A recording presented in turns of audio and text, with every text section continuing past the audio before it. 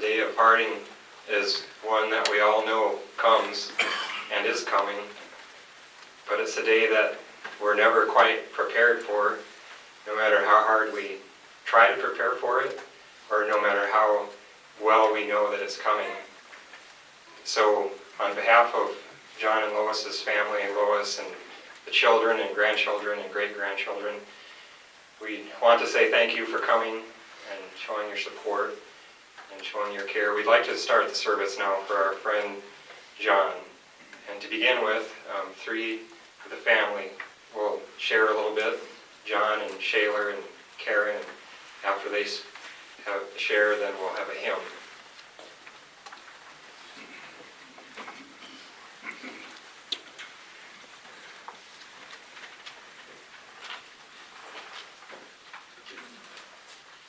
So thank you all for coming. As you most know, my dad came from the Netherlands.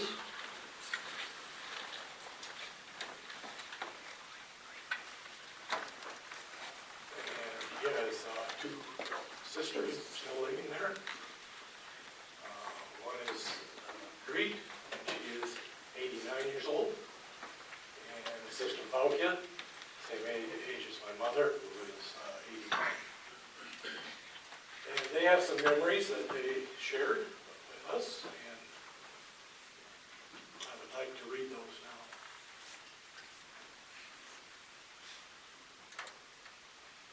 now. Memories. Dear everyone, once upon a time there was a boy in Holland of about 17 years old. He wanted to travel to America for a long time, and maybe his whole life. Uncle Alka Broxma and Aunt Tilly said to him, "Well, boy, go to America.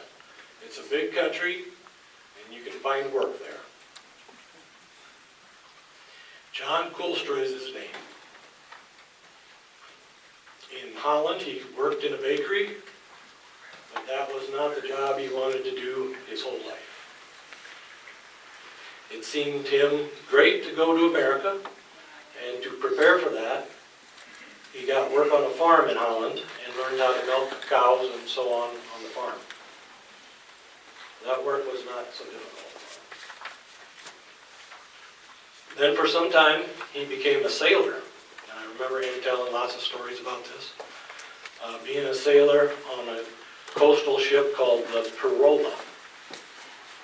He sailed across the Atlantic and the Baltic Sea, transporting all kinds of goods on ships, including lumber and so on.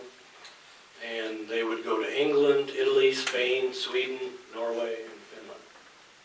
So he had quite some adventures on the ship. 65 years ago, John left Holland. That winter was the last time John skated on the Dutch canals. And he was a good skater. I seen him skating on the river by Little Rock before. 28th of January, 1955 was a big day for him. John left Holland, went over the Atlantic Ocean on a ship called the Dakota Beer. And it's not beer, but in Dutch it's Great Bear. That's the name of the ship. And we have a picture of the ship over there and a picture of him getting on that ship in '55. He wanted to try and find his fortune in America. George Broxma was his sponsor, just outside of Sibley, over near Allendorf. And he found work there, and then also on the farm of the family of Don Patton. But he didn't really enjoy farming all that much. He ended up finding a job in a grocery store, and that's what he liked to do, and that became his future. John also found his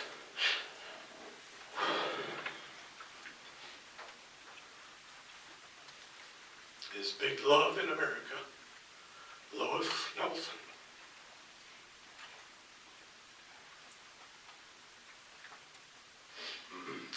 And he married her on the first day of May, 1959, and May 1st was also his birthday. John and Lois had 5 boys, 5 of us that are here. And several times John and Lois went to Holland.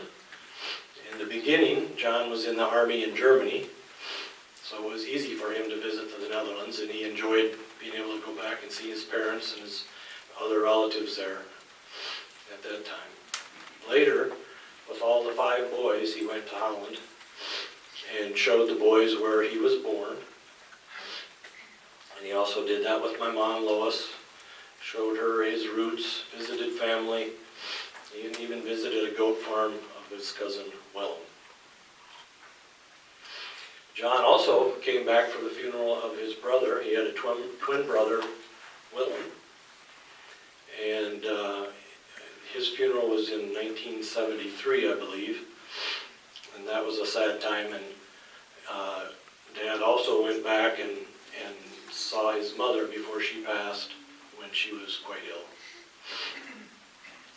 Height and Mem Koolstra, that's Dutch for Dad and Mom, came several times to the United States. In 1964, they came for 6 months and stayed for 6 months. That was a long time. And I think they made a trip out to the West Coast as well during that time. In 1973, Willem, his twin brother, wanted to go to America, but could not travel alone. And Boukje was planning to go with him, because his twin brother was in a bicycle accident and was in a wheelchair most of his life after that. So Boukje was planning to go with him, but that was when Willem died suddenly, and that was in '73. Greet and Boukje went that year for 4 weeks to America, first to Washington and then on to Little Rock, Iowa. Greet and Wim was Greet's husband, who's already passed.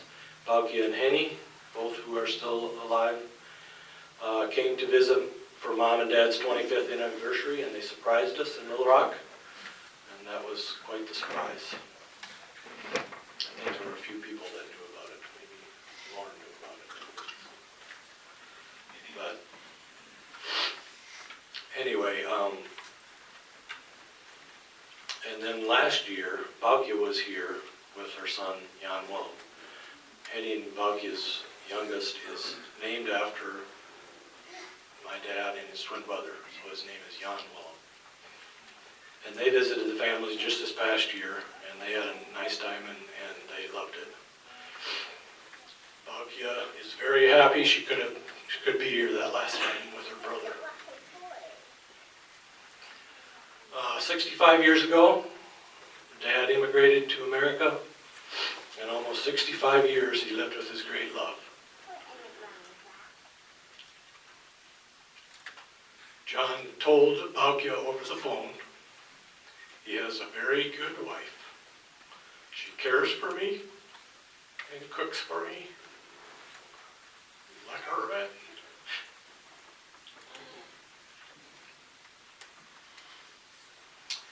John Koolstra, rest in peace. We love you so much. Your sisters, Greet and Boukje.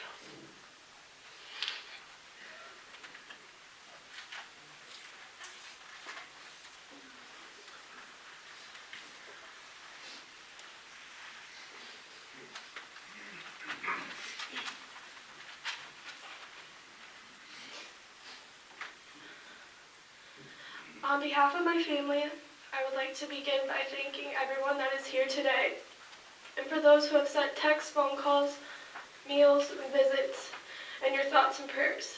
They have been both comforting during this difficult time and have been a reminder of the impact my grandpa had on so many. Our parents give us life. Our grandparents give us a sense of who we are and where we came from. A young Dutch man who left his country and family at age 19 to come to America. He was my grandpa. I knew I was eventually going to lose him. I just never thought of the day that it would happen and how hurt I would be. He was 86 years old and one of the strongest people I know. He fought a hard battle until the end, when he knew that it was safe to go. I am so lucky to have been super close to my grandpa for the 22 years of my life. It is something I never took for granted, but it is something that I want back now. I think I finally realized how powerful memories can be, because I know that even though it will be many years before I see you again, I will always have memories of you to hold close to my heart. I will never forget the stories you told about World War II, what life in Holland was like, working at the store with you, bringing you your favorite Diet Coke.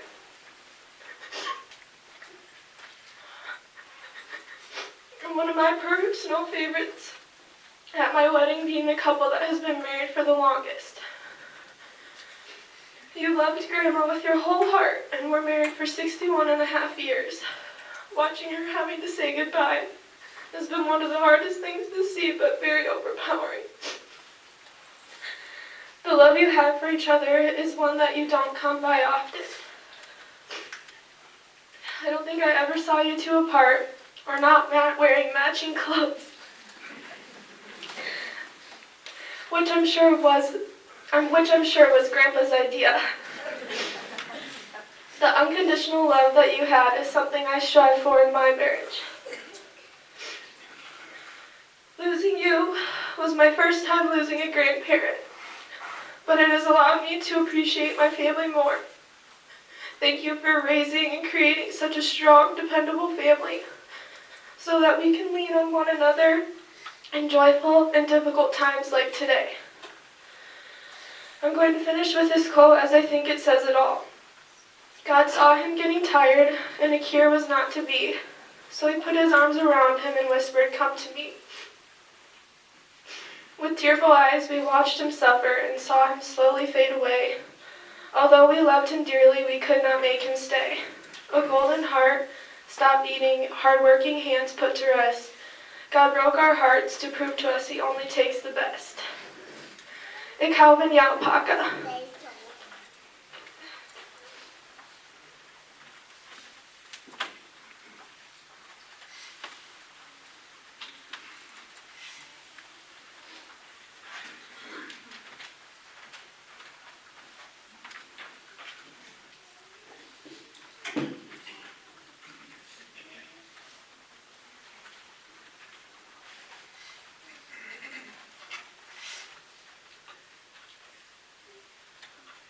First of all, thank you all for coming today. I wrote this a few days ago when we all got the news about Grandpa. Our hearts are a little heavier today as we all woke up to hear the news Grandpa had passed in the night. Our family has lost a good man, a kind man, a funny man, a man who loved us more than I think we all knew. This man, my grandpa, left the Netherlands at a young age to come to this country with very little. He then spent the next 65 years building a life in small-town Iowa. Towns where he built a career and lifelong friendships. Towns where he met my grandma. Towns where they were blessed with 5 boys and would later be blessed with 10 grandchildren and 5 great-grandchildren. You see, while I use these words to help me grieve, I want to celebrate the life of this wonderful man and the beautiful family he helped to create. Each of us could stand up here and tell endless stories about our grandpa, our dad, our father-in-law, or husband. And with each of those, it would be clear how much we all loved him and how much he touched our lives. As the oldest grandchild, I have fond memories of Little Rock, the house, the store, the corn show, and cruising with my uncles.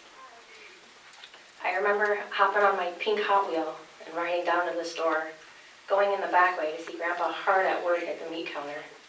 He'd stop to greet me, I'm sure in Dutch sometimes, and I'd get candy.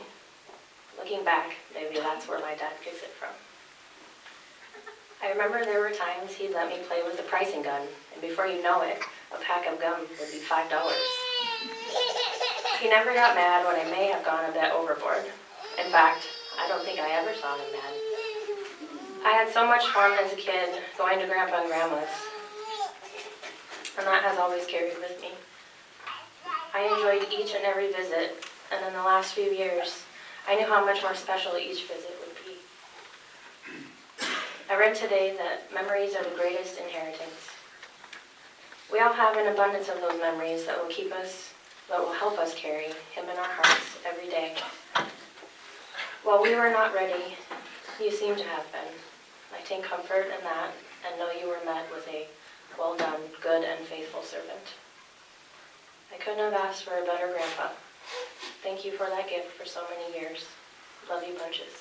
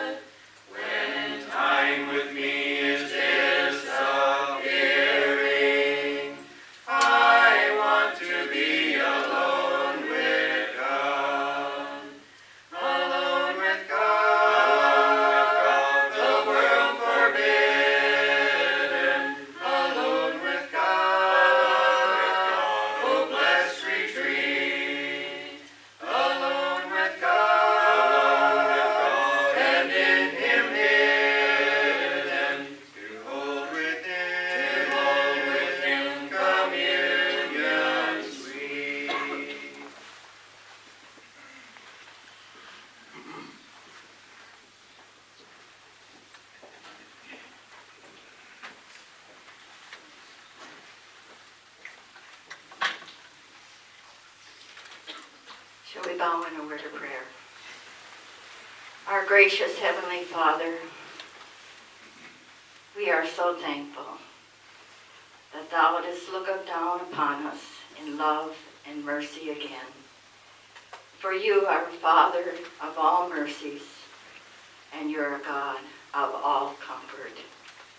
We're thankful, Father, that thou, the creator of the ends of the earth, dost think upon us and consider us who are but dust, but thy creation. But you have planned such a glorious plan for us in sending thy Son to this earth and the life that he lived before us. And he demonstrated your nature, your spirit. And he brought to us thy words and a perfect example. We're thankful today that he was the spotless lamb, the one without blemish, the one that could take our place. And he took our place on Calvary. We're thankful for those like our brother John, our dear friend, who faithfully, loyally served you and served one another. We're thankful, Father, for a testimony among us, for his spirit and his influence that lingers with us today. We're thankful for the testimonies of the children and the grandchildren, of their acquaintance with their dear father and grandfather. We're thankful, Father, that we can come to know thee better, even in experiences such as this that we don't choose, but that you could draw near to us and strengthen us, comfort us, and help us as we go on. We know days of adjustment will be here. We know we need thee in so many ways, but we're thankful you are faithful, and your faithfulness is great. Help us, Father, as we continue here this afternoon, and may there be that message that would touch our hearts, that would thrill us, and that would speak of peace and calm to us in a world of confusion. We ask in Jesus' name. I appreciate that I can be here among you this afternoon. And I'm thankful for the memories that have already been shared of our dear friend John, our faithful brother. I haven't known John and Lois that long. I just came to this area a couple months ago. But I can testify of his gentle spirit and his sweet influence among us. We had a privilege of being in their home, and it was a thrill to hear of his love in coming to America and serving America, and his love for his family. It's just a wonderful privilege. Though I don't have all the memories that you folks have, I'm glad that I know the Father that knew him well. When I was thinking about influence, I was reading in the book of Job, and it tells us there, canst thou bind the sweet influence of Pleiades, or loose the bands of Orion? Those little stars are still shining today, and they were written about many, many, many years ago. And no man can bind or loose them. Just like the influence that is left behind here of your dear husband, father, grandfather, friend. Nothing can produce that and end that. And we're thankful for that influence of our brother, friend John, that will be among us. We had the privilege of being with John in a little fellowship meeting not so long ago, where he was talking about his friend Jesus And as the family walked in today, that song was being played, What a Friend We Have in Jesus. But John was speaking from our own hymn book, and he just mentioned, I'm a friend who meets my every need, who doth joy and satisfaction brought, one whom doth my soul and spirit feed, and who turns the tempter's wiles to naught. For his sake I chose the pilgrim way. But it was the last verse of that song that rang in my heart when I heard that our John had passed away. Oh, a friend is mine while life doth last. As I near the end, he'll dearer be. Trusting my all on him I cast, mine today and mine eternally. John had that friend. That was his friend. And he told us about that friend in Jesus. There is a friend that sticketh closer than a brother, a friend that is ever faithful, true, and kind to us. John knew that friend in Jesus. We read of others in the Bible that were friends of God. It said of Abraham, he was a friend of God. And it says of Moses that God spake to Moses face to face as a man speaketh to his friend.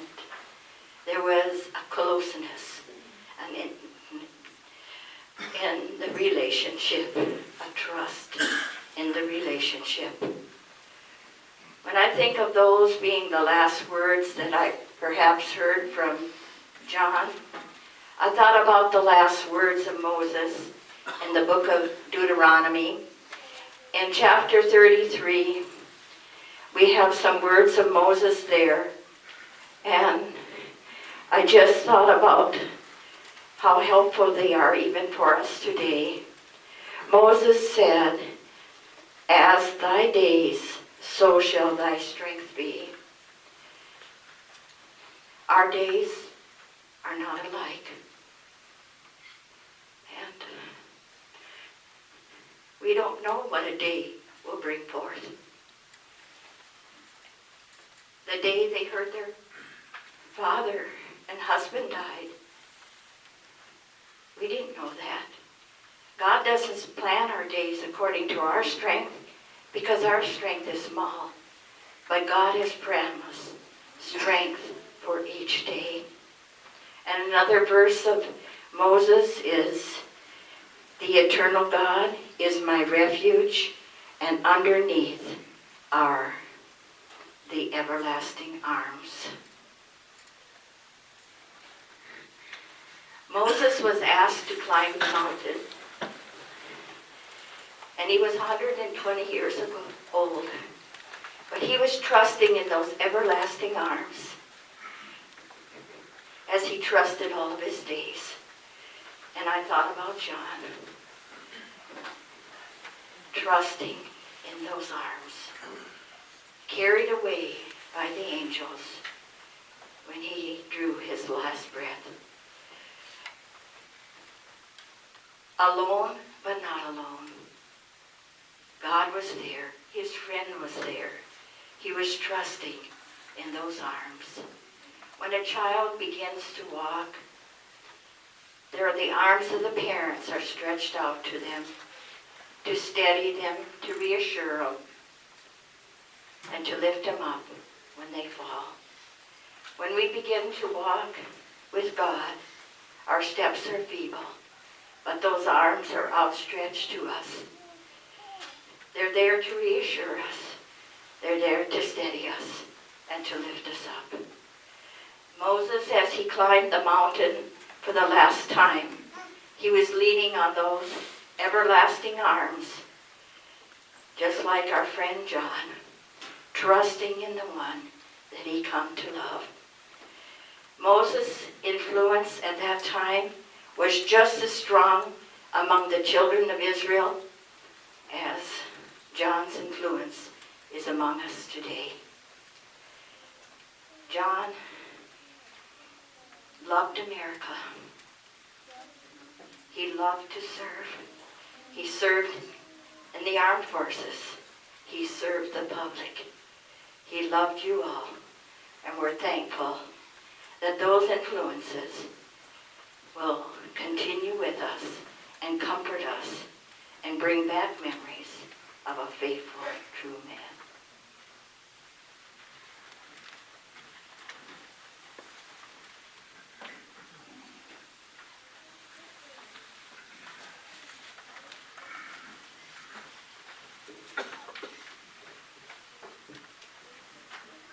I suppose that we all have a few defining characteristics about ourselves, ones that people looking on, for the most part, all would say the same thing. It's like, this is who this person was. This event formed them or changed them. And we're all not so different in that respect, though for most of us those defining characteristics are oftentimes different. And I was thinking about our friend John, and I suppose we're all here because we knew him, and if we didn't know him personally, you know those that knew him personally very close, and